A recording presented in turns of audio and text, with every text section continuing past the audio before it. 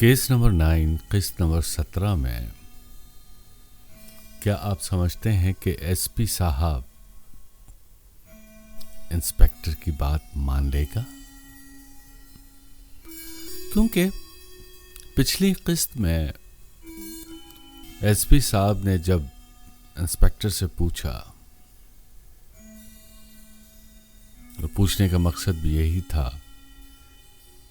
कि तुमने कहीं कामरान हैदर से कुछ पैसे तो नहीं वसूल किए। इंस्पेक्टर साहब भी थोड़ा घबरा गए। तो क्या उसकी घबराहट एसपी साहब ने महसूस की? यकीनी तौर पे एसपी साहब ने उनकी घबराहट महसूस की और एसपी साहब सब समझ गए। उसके बाद मुरीद की जो घबराहट, जो कोर्ट से भागकर दोबारा कामरान के घर पर आया, तो मुरीद अदालत में सब कुछ सच सच बता देगा। मुझे लगता है कि वो सब कुछ सच सच बता देगा और कामरान हैदर उसी की वजह से फंस भी सकता है।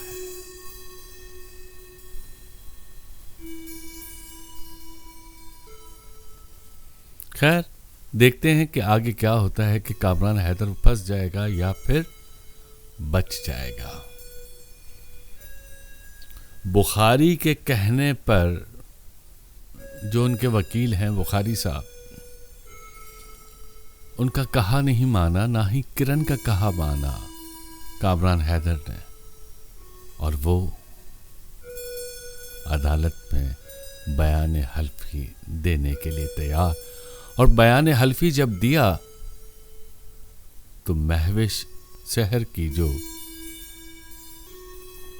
वकील हैं उसने इतने तुर्श सवालात किए जिसकी बिना पर कामरान हैदर घबरा गया। वो झूठ पे झूठ बोले जा रहा था। और फिर जब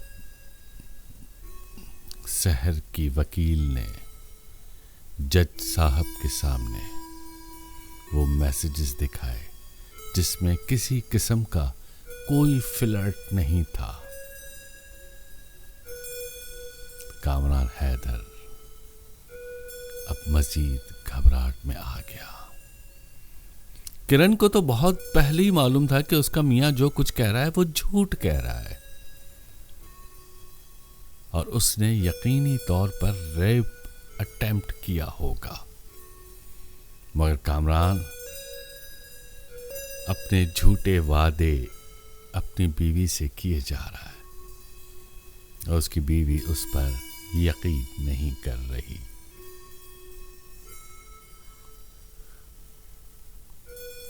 इस सारी एपिसोड में शहर में एक ढारस बन गई कि वो अब ये केस शायद जीत जाए। कैसे जीतेगी वो इसे नहीं मालूम। शायद दूसरे गवाहान जो है वो अदालत में पेश होंगे जिनको भी कामरान हैदर ने खरीद लिया था।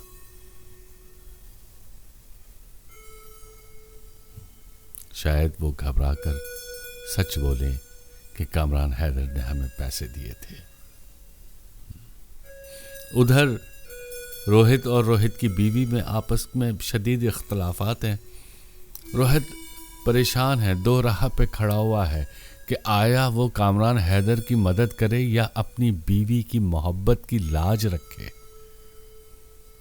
वो अपनी बीवी को खोना नहीं चाहता और ना ही कामरान हैदर को खोना चाहता है, क्योंकि रोहित को एक दफा कामरान हैदर ने बचाया था।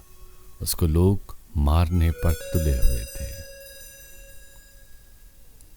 कामरान हैदर की वजह से उसको एक नई जिंदगी मिली थी।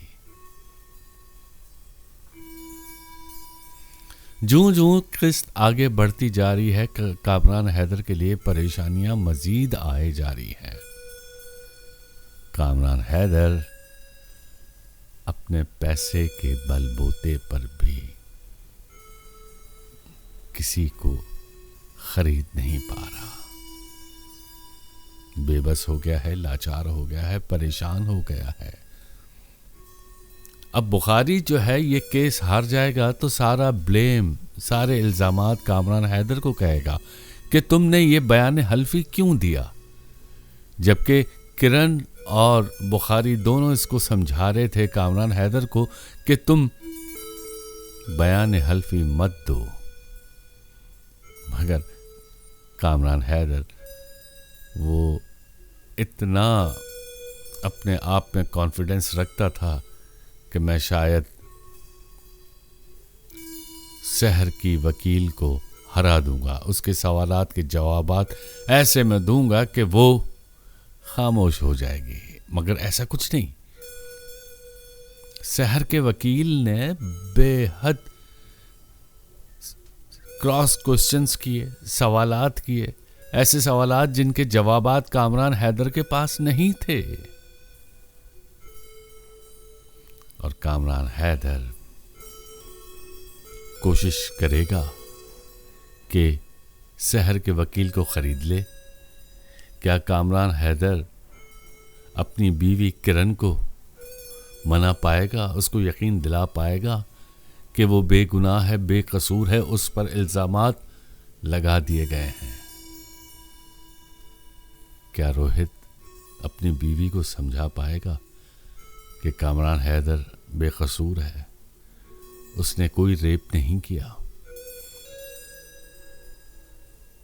اور سحر پریشان ہے، بے بس ہے، لاچار ہے، اس کے ساتھ یہ ظلم و ستم ہوا ہے، مگر اب اپنے گھر والوں کے سامنے مزید رسوا نہیں ہونا چاہتی۔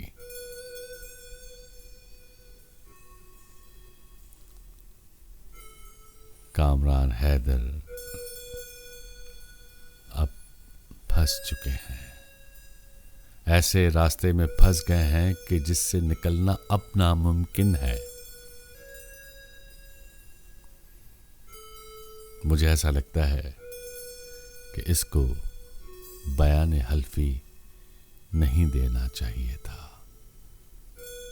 آپ لوگوں کا کیا خیال ہے کہ کامران حیدر کو بیان حلفی دینا چاہیے تھا یا نہیں؟